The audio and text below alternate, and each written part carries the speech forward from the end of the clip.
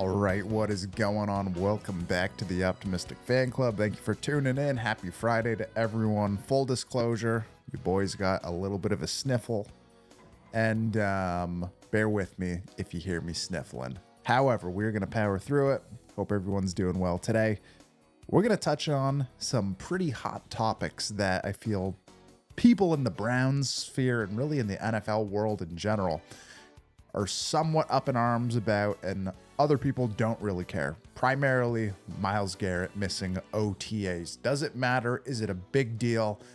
Is he a leader? Tons of questions surrounding that, and it's been a pretty big talking point. So we're going to touch on that. Also going to talk about Joe Flacco leading the charge down at OTAs, the whole mentorship discussion, Shedeur Sanders, how he's performing, how the minicamp stats are starting to become national news headlines, which is hilarious because I don't think that's ever happened before. It just speaks to his allure as a media topic. And then we're going to wrap up with some things that I think are very important, like the Browns defense, like why this year is so important for them and why I really do believe that they've underperformed in a lot of ways, even though the offense has been the main focus largely. Then we're going to touch on Jerry Jeudy and then a little bit of Kyle Pitts because, you know, we like to sprinkle our non-Browns stuff in there. That's probably going to grow as time goes on, get some more people who are experts in other teams. But regardless, that's what we're touching on today. So thank you again for everyone tuning in. Let's jump directly into it. And actually, right before, the Harold Fannin Jr. film study is out now. I will pin it in the comments below, so make sure to go check that out. Film room stuff is a lot more educational, a bit different pace than the podcast and whatnot, so be sure to check that out. But let's get into it. So Myles Garrett, not at OTAs. He's in Japan, apparently, with his new girlfriend. He's out. This is the voluntary portion of the year. So it makes some headlines when your team captain isn't there. Anyone who misses OTAs makes some sort of headline, but it really depends on what you're doing and why you're not there, and really how your previous season went. That is what should be shaping the discourse and whether or not it's an issue that you're there or not. So let's look at this from both ends. Yes, on one hand, these are voluntary workouts and sessions. It's very light. If you're a defensive lineman or offensive lineman, there's very little that you can do besides going through drills because it's not contact. You're not going to get a great look because you don't have the pads on. Myles Garrett isn't going to get that much better from being at OTAs, if at all.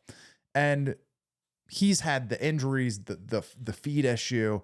I think at this point in his career, having less miles, no pun intended, on his feet, on his body is probably better because you want him entering the season bold, fresh, ready to rock, and not inhibited by anything that could be sustained.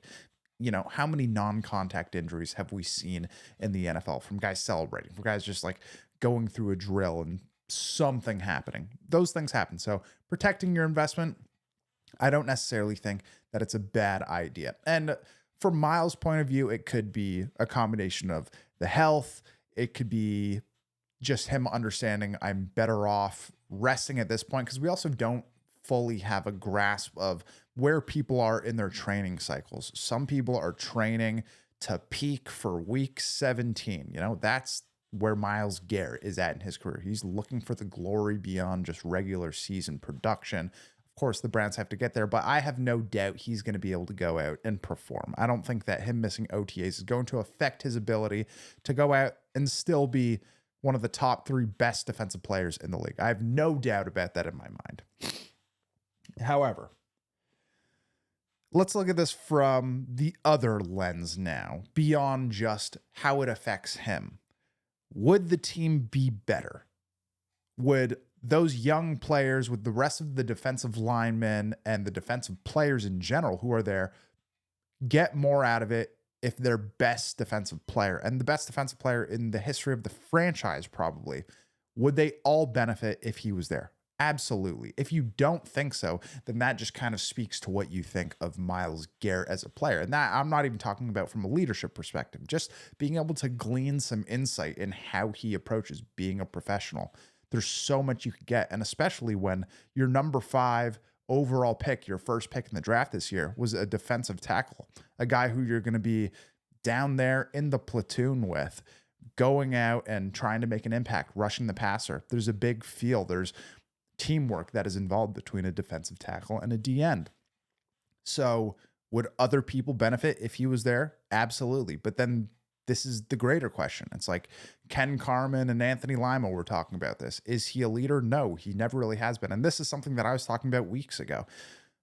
That's why I was so excited that the Browns drafted Carson Schweschinger, because I do believe that the leader needs to be a linebacker. I think a linebacker is that communication point between the defensive line and the defensive backs. It has to be a safety or a linebacker. And I do think Carson Schweschinger is going to become that guy over time because, again, you're the quarterback of the defense as a linebacker, especially as a middle linebacker. If he winds up becoming that, if Jordan Hicks moves on and they don't re-sign him, Carson Schweschinger will become that guy. And I think that when you can be the play caller, that is much different than being an edge rusher who really has one job primarily. Like, that is why you're paying him the big bucks. His ability to stop the run is important, but that is all dependent on whether or not they run at him. When you're a linebacker, you're reading and reacting. You play in the middle of the field. You have the ability to make the stop at any given point. You have a fair shot either way. And again, not that Schweschinger is going to be that guy, but Jordan Hicks is that guy right now. Like, Jordan Hicks has become the quarterback of this defense. So Myles Garrett isn't really required to be that person, but they slap a C on his chest because he is the best player on the team, easily top 3 player in the league at any position, probably the best defensive player we've seen in quite some time. So they're obligated to put the C on his chest and give him a voice in that locker room. Has he always used it? No. Is he inherently that type of person? No. A lot of people talk about how leadership can be learned. I've never really subscribed to that idea wholly because I think there has to be something inherent in how you lead. There has to be something ingrained in you that you were born with, that was unearthed at a very young age. People who are confident to speak, to inspire, and leadership can come in many different ways. We've heard Joe Flacco talking about that, about him being baited into questions of whether or not he's willing to be a mentor. And he said, look, like, I'm not willing to be a mentor, plain and simple, because that would mean that I would get it bad in the media because they don't think I'm out here trying to compete to win a job and be the best version of me. They can learn by the way I go about being a professional. And I think that's the camp that Myles Garrett is in. He does not have to be that leader, but if he chose to be, could he? I do think he could. I think you've heard him more in these mic'd up moments where he's trying to inspire something in his defense. Does it seem completely natural? Absolutely not. And when I say natural, it's like Pat Tillman, Ed Reed, Ray Lewis. There are Luke Kuechly, like any number of guys around the league naturally have that ability, and you can see it really early on. It's like with Pat Tillman back in the day, they knew early on the way that he approached practice, like, this guy is a leader of men and people are naturally drawn to him. I think that's already what you're seeing in Shedeur Sanders, which we're going to talk about a bit later. But some people just naturally have it, and it's because of the way they communicate. It's because of their own inner confidence, and it's because they want to lead other people. There's leaders and there's followers. And again, I wouldn't say that Myles Garrett is a follower, but he's a mercenary. He's out doing his thing. And I think that that's a consistent theme for a lot of defensive ends. I don't think TJ Watt, and whatever, call it outside linebacker. We're talking about edge rushers here.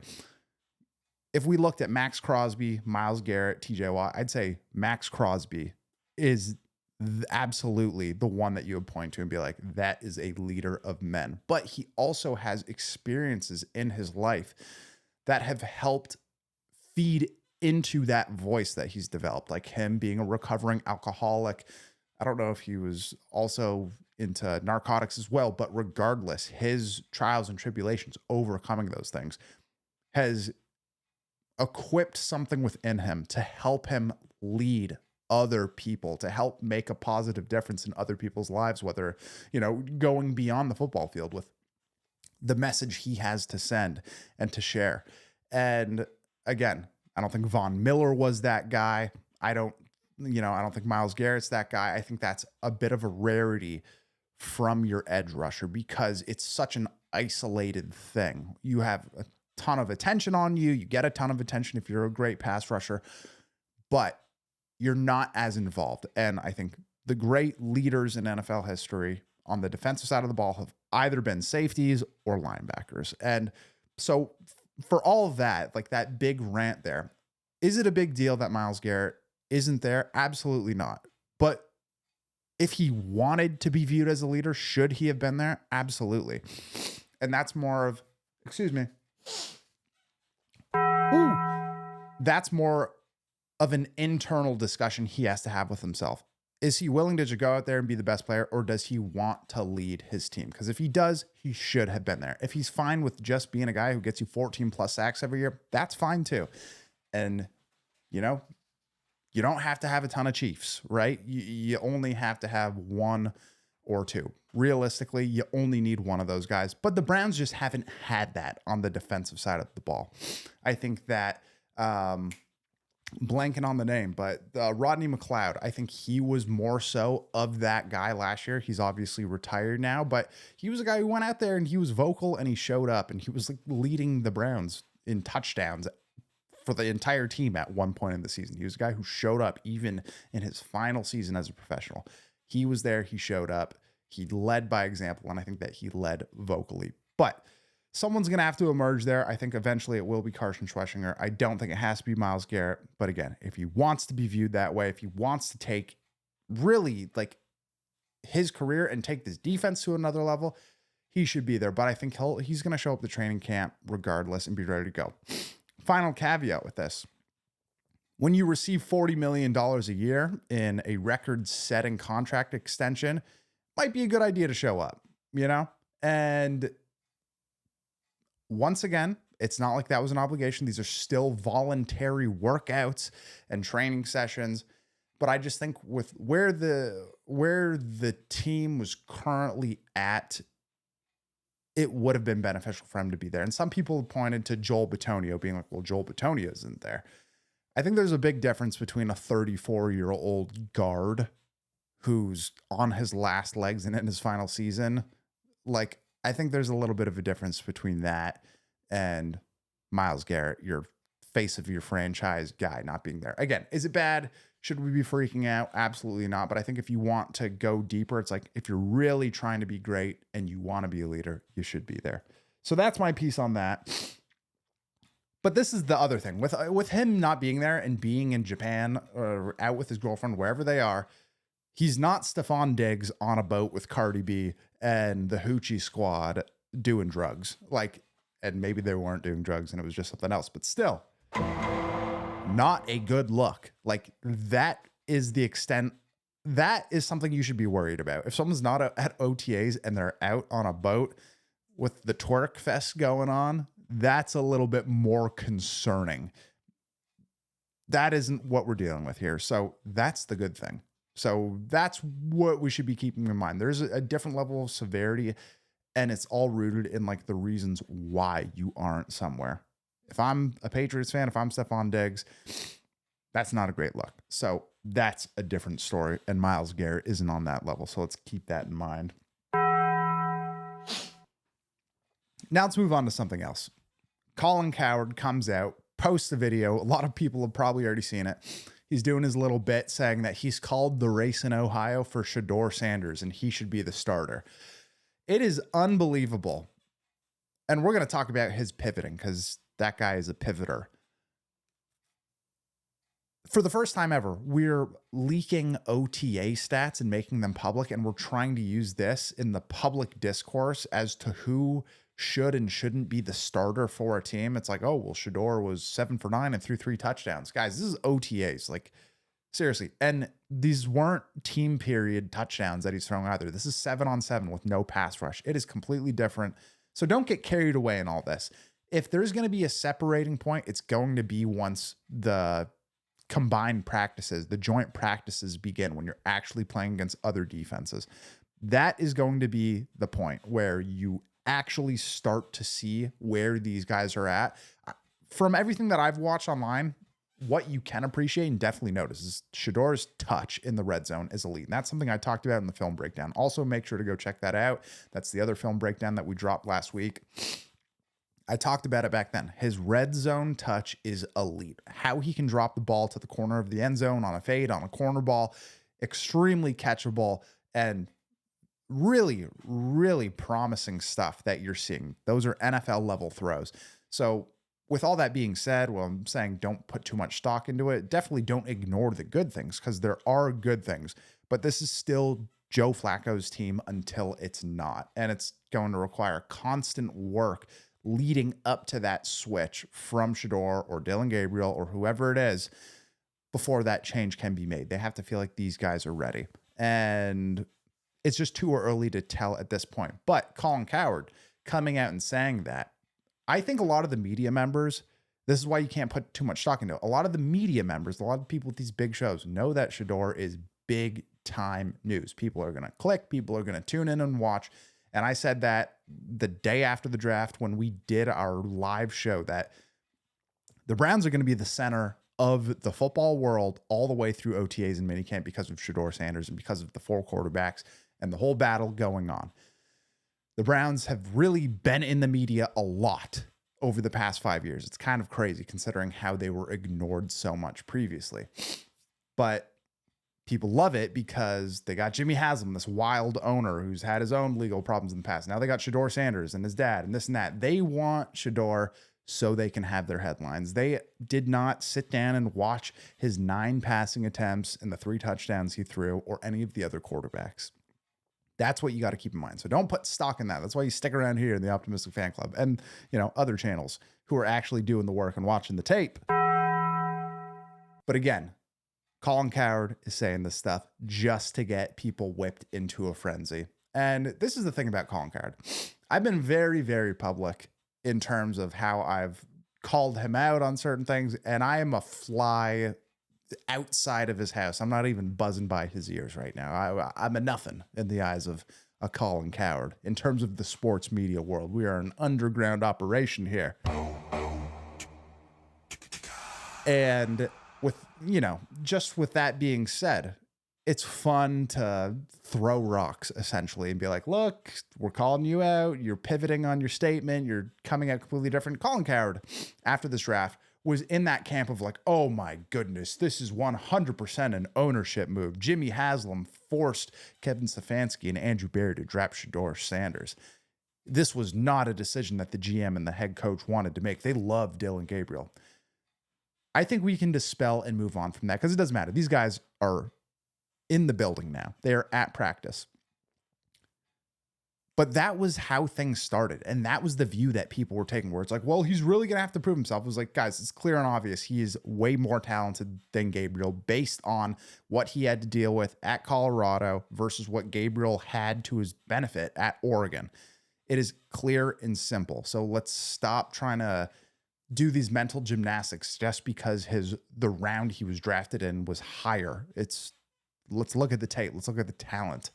And I think very quickly, because of the way Shedeur has handled himself, because of the way he's been extremely gracious and humble, the way that he just captures a room, his charisma, people are already falling in love with him in the building. You see Joe Flacco talking about like he's a fun kid to be around. He's making me crack a smile in the meetings. The media likes to talk to him. It's like he just can disarm people because he has a big smile and he's kind and thoughtful with his answers. The media circus that surrounds him is all amplified by the people writing the stories. It's never really one thing that he does. If we're talking about like personal interests of like liking watches and nice cars, sure, there's a lot of players who like those things and who buy those things and do those things. It's just what is being shown in the media, and it's being shown because his last name is Sanders. That's the reality of it all. So Colin Cowherd, all these other guys are kind of on that wavelength.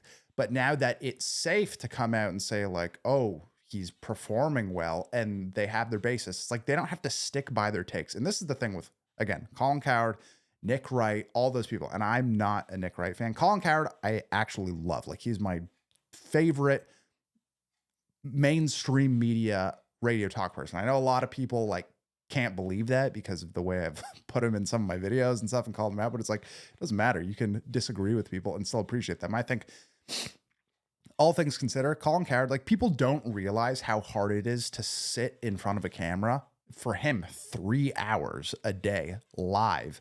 Like, go start a live show and try to not stumble over your words, to not mix a fact up, to, you know, even with producers on his end. That is an extremely hard thing to do, and he's talented at it.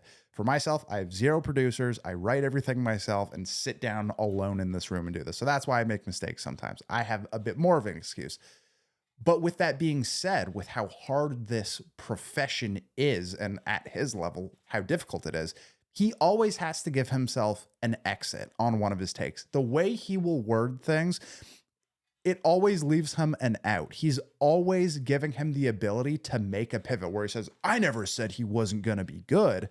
But it's like, but you did say it's going to cause a distraction and that his dad was the reason why he fell in the draft and that you thought he was good, not great. He doesn't spin it like Drew Bledsoe. There's always these little caveats that are built into his takes that allow him to scoot back out and make a difference. It's like the way he was with Baker Mayfield, where with Baker Mayfield, it was like, oh, I thought he was talented, but I never thought he had a fantastic arm. And now he would always say, yeah, I think he's one of the 32 best quarterbacks in the world. Absolutely.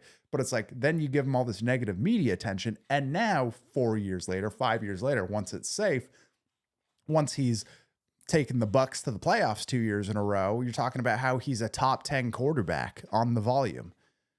So with me, I will make my takes. I take them very boldly, and I will admit when I'm wrong. But I'm making predictions here because that is the business of what we're in. And people want to know your opinion, your actual opinion, how it sits now. They don't want you to pivot and have you be like, oh, he's always right. He's always right. It's because you're giving yourself a backdoor exit. I'm just not about that. And again, I love Colin Cowherd. If he ever is watching this, Uncle Colin, I love you, brother. Let's get some dinner in Chicago. But the pivot is just hilarious. And you're going to start seeing this a lot more as training camp goes on. But the reason why they will be pushing for him to take over is so they can run the media circus nonstop, open up the fire hose, and just let him talk. It's like Trump. All the major media outlets, they give him all the negative press in the world. And we're not talking politics here. We're just talking the facts, whatever, positive or negative media attention or whatever. But it's like, at the end of the day, you want Trump in office because it makes the media ratings boom, because there's something to talk about every single day. That's the reality of this. It's a headline and clickbait world. They want this guy. They're going to ignore everything. They're going to ignore Joe Flacco if he's doing better because Shedeur is just more fun. But we need to be measured when we view this. Joe Flacco is going to be the starter. It is clear from anyone who's been at these practices and who's been reporting that he has been the best and most in control. You hear it in the mic'd up moments, the way Jerry Jeudy is talking. It's like, man, Joe's slinging it out there. There's a difference. And even when Joe Flacco was first brought in, when Amari Cooper was on the team, he was like, oh my God, like Joe Flacco like throws a beautiful ball. It is crazy catching balls. There was a marked difference between Deshaun Watson and the other quarterbacks on the roster versus when Flacco got there. So it's this guy's team. The city's going to be behind him, all that. But you will feel this creep in that first 6-game stretch, which I keep saying is like, those are Flacco's guaranteed games because you got to protect your investment. You don't want your players to get shell shocked from being thrown into a tough game situation too early. After that, if Shedeur or Gabriel is working very hard in the background, I really do believe that Dolphins game week 7 or 8 is going to be the moment where we are introduced to the potential future of this team. So just let's be measured. Let's not crown anyone because of OTA stats, but let's hold me accountable. I really do think Shedeur has a great chance of being this team's quarterback going forward. I really do. And let's finish off on the Shedeur topic with this. People posting these articles and clips like Bleacher Report. I don't even know who the guy is. And I don't mean to be disrespectful, but I just don't know who it is. Coming out being like, well, Shedeur isn't a 100% lock to make the team. Guys, what are we talking about here? What are we talking about here? I tweeted this. I'm like, this is the dumbest take. Do not get caught posting stuff like this. Because the rationale too is like, if it's an article and you click on it, the headline is like, sources say Shedeur is not a 100% chance for sure to make the team. And then you read it, and then they're like, well, we think he will, but technically it's not 100%. It's like, that's the article basically in a nutshell. It's like, why are we posting this? You're just doing it again for a headline, a clickbait headline to make it seem like there's some internal information where Shedeur's falling behind in the meeting room or on the field or with his performance and that the coaches are unhappy. That's where your mind would go. But if you read it, it's like, nah, we're just being technical. We're being contrarian people talking about technicalities where it's like, of course, no one's 100% guaranteed to make a roster. It's like, yeah, Joe Flacco isn't 100% guaranteed to make the roster. But if you use your brain and turn it on for 5 seconds, you'd say he's clearly the best, most experienced person on the roster. So it's going to be him. And then you would say, well, Dylan Gabriel's a 3rd round pick and people don't get cut. Well, there's 3rd round picks do get cut sometimes, first of all. Second of all, it's like, he's not going to get cut though, because he was taken in the 3rd round. And with Shedeur, it's like, well, he's a 5th round pick. It's like his talent was much better than that. We've all agreed on this point, and he's performing well in OTAs. He's not getting cut. It's going to be Kenny Pickett. Kenny Pickett will be traded. That is how this is going to work. Because he's on, a 1-year deal? I think this is his 5th-year option deal that was picked up, and the Browns have him under contract now. Whatever, you move off of him, it's fine. If Gabriel and Shedeur both show that they are developing, why would you not want the extremely cheap rookie deals carrying forward for the next 3 to 4 years? It's like, that is who you're going to stick with. And also, too, again, if we're talking about potential and actual talent, it's Shedeur and Dylan Gabriel. And again, this is mainly about Shedeur here. The people saying that he's not a 100% lock. And I tweeted this after the fact when people are like, well, he actually isn't a 100% lock. It's like, I get it in the sense of the technical make-believe world. I will post my channel's login information, and the first person to get in there can have it if he doesn't make this team. It is the absolute dumbest asinine take. And it really does bother me when people try and say stuff like that, because it's like, I get you think you're winning an argument because you're going off of like a technicality. It's like, guys, I could also say there's not a 100% chance that Earth isn't struck by an asteroid tomorrow. It's like, oh, okay, great. You're never going to be proven wrong though, because it's not going to happen. So it's just another chance to grab a headline and get people to watch your stuff. So that bothers me. Lock those people up. Don't be one of those people. He's making this team. And I've said it multiple times. I am stating it again. Shedeur Sanders will become the 2nd string quarterback, and he will be the first non-Joe Flacco quarterback to start for this team, and it's going to happen against Miami. I am stating it again.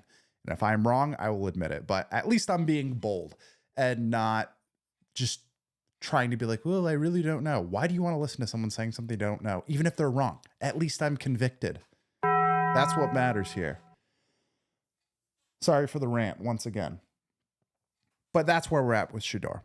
I'll be excited to see where things are at. On Tuesday's episode, we'll kind of do our OTA recap once more information, more tape gets leaked out. But again, I really do think it looks like he's performing really well, and that all these things that we were worried about of the distractions, all this crap that was overblown, those things don't appear to be even moderately an issue. But again, it's May, it's June, whatever. I want to talk about the defense now. We never talk defense really. And last year there was really no reason to, because they would hold the team to 19, 20 points over those first course of however many games, and then not be able to score 20 points. So it was completely irrelevant unless they were holding a team to like 6 points Cleveland wasn't winning games. That's how bad the offense was. The defense was good in some ways. But even going back to 2023, when they were lauded as this like historically great group, I made videos back then talking about, I'm like, this defense still isn't as good as Baltimore's, because it largely comes down to one thing. They don't actually come through in the clutch, gotta have it moments. And when we were talking about them being historically great, it was rooted in what? Yards per game. Like holding a team to yards per game, to a certain number of yards per game, is not indicative of a fantastic defense. It shows some markers of like, okay, you're pretty good against the run. You've got pretty good pass defense. That's doing something there. But in general, it's like your red zone defense was not good. Your third down defense was good. Your red zone defense wasn't good, though. So if you turn the ball over in your end, you couldn't count on your defense to make a stop for sure. Like that's the way they were being talked about. But if you really boiled it down, they were not on that level. And I think that's for a couple of reasons. I think Jim Schwartz's scheme is great when you have the right cats. When you have a couple of Myles Garretts, when you have a Denzel Ward, when you have a Myles Garrett, everything works out. But when you don't have the linebacker play to back that up, like with JOK being injured, and really the first year in 2023, he was still learning a lot more. Last season was when he made that big jump and he became like the green dot, the signal caller, the 3-down backer. 2023, he wasn't quite there, but 2023 as well, the D tackle situation, like I know Tomlinson was there. I know Shelby Harris was there. They still didn't have the attack level players. You have to have a certain amount of cats to be an attack defense, a defense that plays extremely downhill, that takes chances, that plays with a different pace and aggression than a team that's more read and react, right? So with that being said, they never really were a championship level defense. They weren't, because if they were, they wouldn't have played the way that they did against Houston in the playoffs. They wouldn't have been so bad stopping the run like they were in so many games. And they consistently didn't show up in the gotta have moments. Even looking back into the Jacksonville game, when the Browns and Jags were playing at home in 2023, Martin Emerson has 2 interceptions that game. Joe Flacco really kind of had his coming out party at home. David Njoku has a big game, 2 touchdowns. However, that defense let up a big rally late in that fourth quarter because Trevor Lawrence, Christian Kirk, all those guys, they wind up putting it together. They marched downfield and they got that game within a couple points.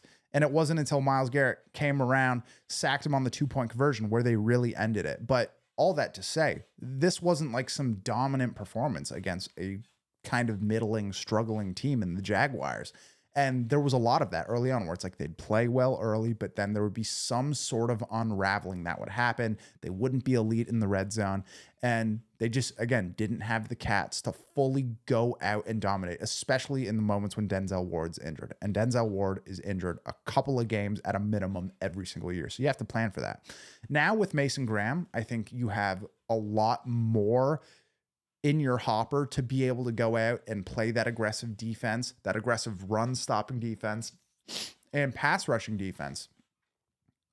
But those guys are going to have to make that jump immediately. You're not going to have all this time in the world to just be figuring out with Schlesinger and Mason Graham. I really do believe that Jim Schwartz has been a great addition. He's been so much better than all the previous defensive coordinators that have been in Cleveland, like head and shoulders above the early Stefanski years with, this is why I need a producer. I'm forgetting the Browns defensive coordinator, who was previously in Arizona, and then he was in Atlanta last year, or Carolina.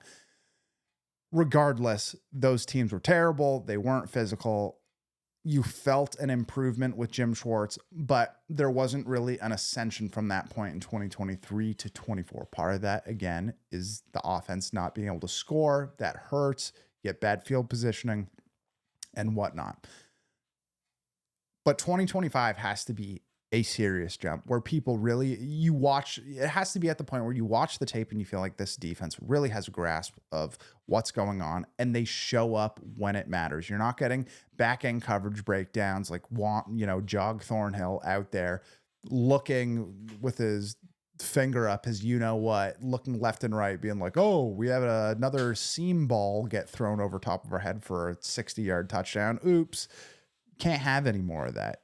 Guys gotta show up. This over aggressive defensive scheme needs to be executed on if it's going to last, because again, if you don't have the cats, it's still reflective of a scheme that doesn't work with your roster necessarily. And they might need to make a pivot. And I'm not sitting here being like Jim Schwartz needs to be fired, but I do think that this is a very big year. Like, I think Kevin Stefanski, even with the struggles of last year and the offense, I really do believe that Jim Schwartz is in more danger of losing a job than Kevin Stefanski is. And I say that from the point of like, I don't think Kevin Stefanski is really in any danger. I think that he's the best coach the Browns have had since they came back in '99. And that's really not up for debate.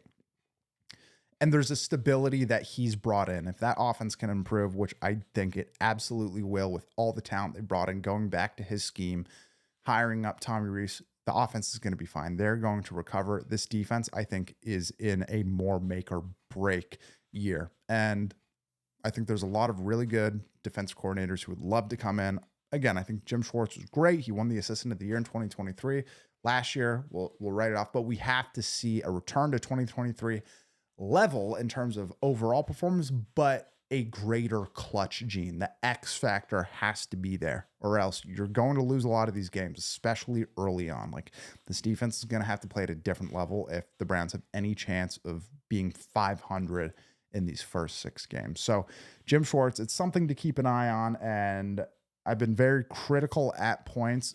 I think we got to be critical. We got to be realistic, because I think early on in 2020, when they made the playoffs, it was like everything's firing on all cylinders, but what's really the driving force of this is the offense and the run game and the offensive line. That's what made them great.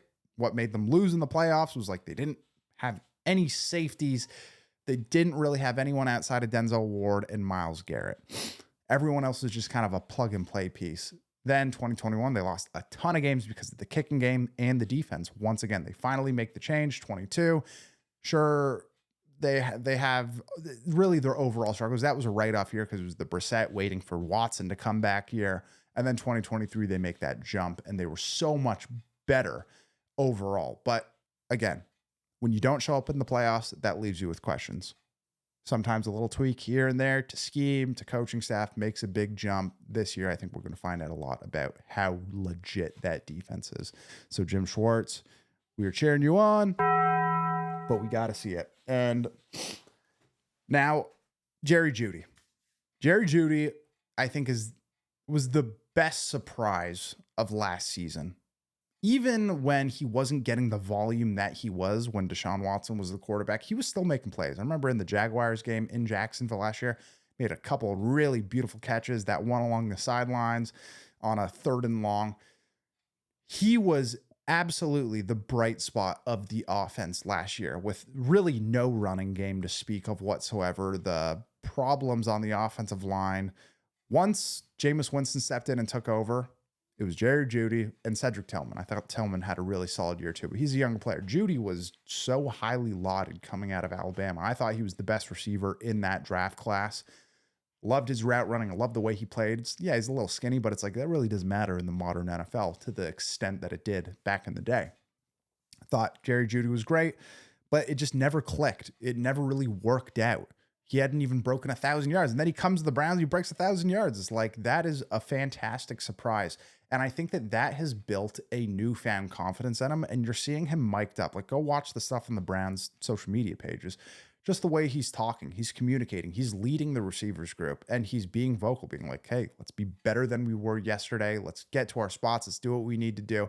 The fact that kind of player, a guy who Steve Smith called a JAG, just a guy, or just an average guy, whatever that acronym means, to go from that, having sideline tantrums, to having all of his issues, to then going out and like really peaking in that Denver game, returning back to the team that drafted him and having his the best game of his career, all things considered.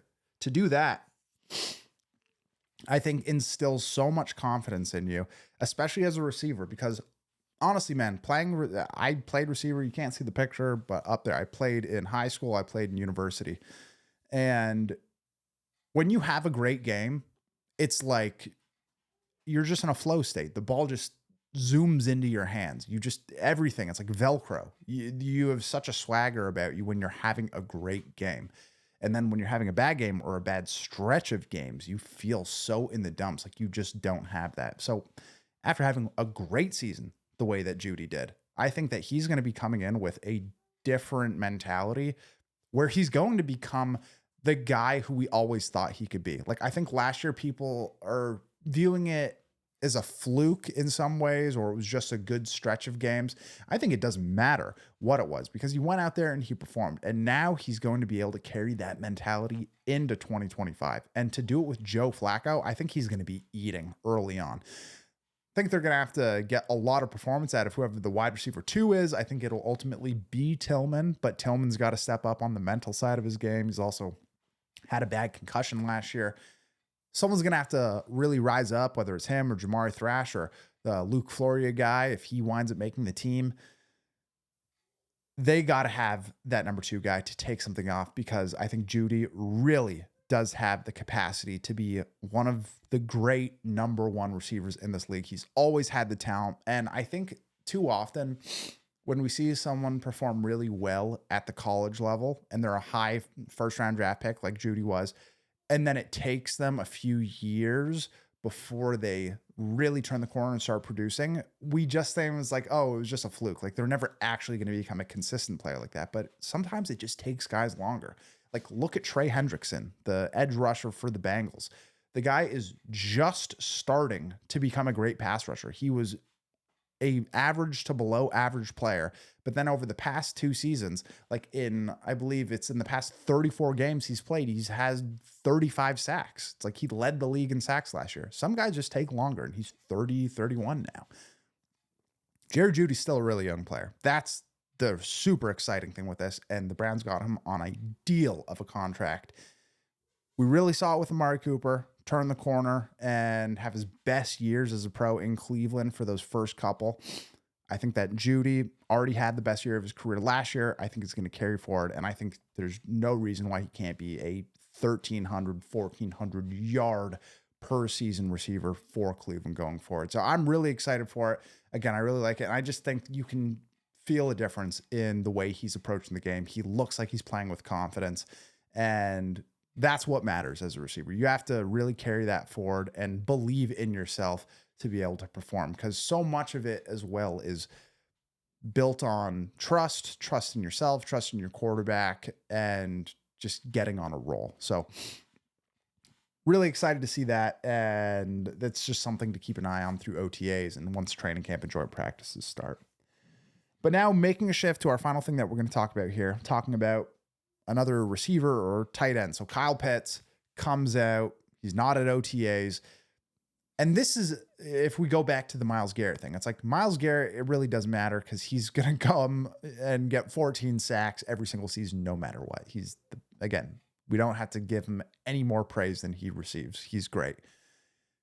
He's not at OTAs. It's not a huge deal. If you're like Kyle Pitts, and I believe I was watching John Middlecoff, he's talking about like he had 47 catches last year.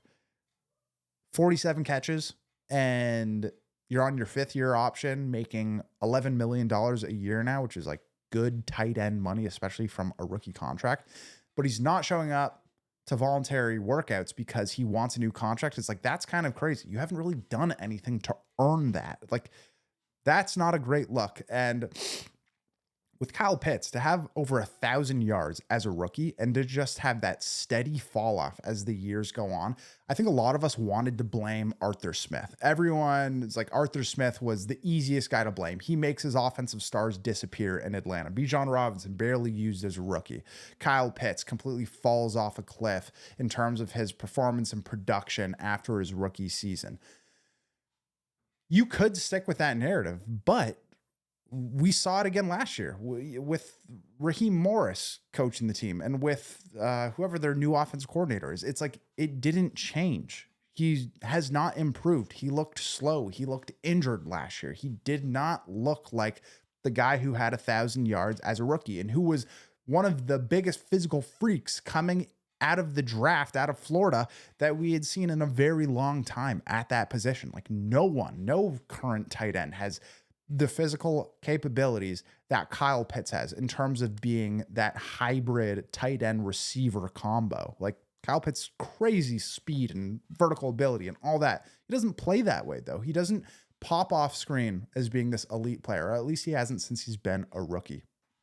So now to not come to OTAs, to just want more money, that's a little bit crazy to me. And I get, there's a big contingent of NFL fans who are like, pay the boy the money, like give him his money. This is a business. The owners are making so much money. The coaches are making money. These players should make as much. The right players should make that much. And there should be a performance level that needs to be met before you're getting these crazy contracts. And that's what is the scary part. I don't think it'll ever get there, but that's what ruined the NBA. Good players getting great money, average players getting great money. The NFL can't become that. And I don't think it will because it's such a meritocracy. It's so much rooted in week to week performance. It's not guaranteed contracts. So it won't become that. But it's one of those things that could definitely set a precedent of having people just defend and try and advocate for themselves when it's like you don't have the performance to back up this position that you're trying to uphold. And now the Falcons reportedly, they want to keep him. They want to find a way to work things out because again, he's talented, but apparently he's available for a day 2 pick, like a second or third round pick. And this guy was definitely a top 15 pick in the draft. So that's a difficult place to be in if you're the Falcons. It's like, well, what do we do? It's like with Arthur Smith, like Jonnu Smith was the better tight end than Kyle Pitts. And I think even today, I would take Jonnu Smith over Kyle Pitts because the guy produces. It's consistent. The name value should not matter whatsoever. So really interesting to see. And again, it's another problem that I'm very happy that the Browns don't have to deal with. I think that they worked through the David Njoku stuff very well. It's like David Njoku is another guy who I think he did the right thing. It's like his agent wanted him to basically force a trade out there. I think Njoku kind of played that for a little bit, but then ultimately was like, no, I'm going to stay in Cleveland and has been a great advocate for Cleveland. Has he fully lived up to what we thought he could be based on his talent? No, he hasn't. And this is something that I talk about in my most recent video. Excuse me, once again. This little spring cold is bothering me. But just back to the David Njoku thing. I think Njoku is a fantastic player. He has all the talent in the world. He has every physical tool you could ever want in a tight end. I think he's a great guy. I think he is actually a leader on the team. I think he's one of the few great leaders on the Browns roster. But he's got to step it up because now Harold Fannin Jr. is in the building. And based on everything that I watched, based on everything you're going to see in my film breakdown, I think that Harold Fannin Jr. is going to be a better player at the end of the day than David Njoku. And I think it's because of one thing, consistency. He just makes the routine plays a lot. They both have the ability to take a 5-yard pass and turn it 40 yards.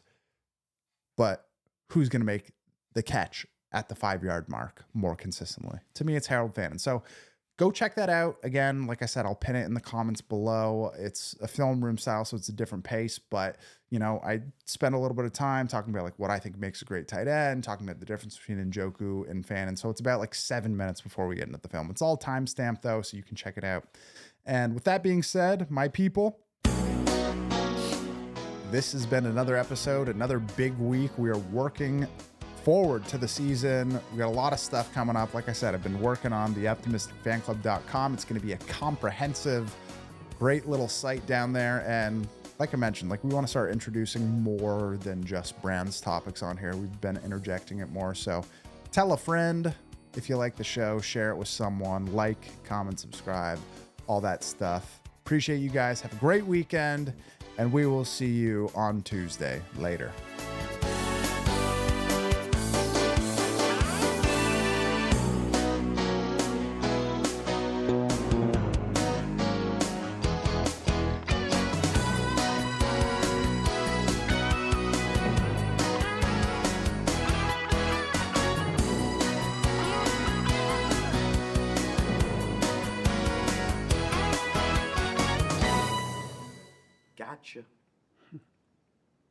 Gotcha.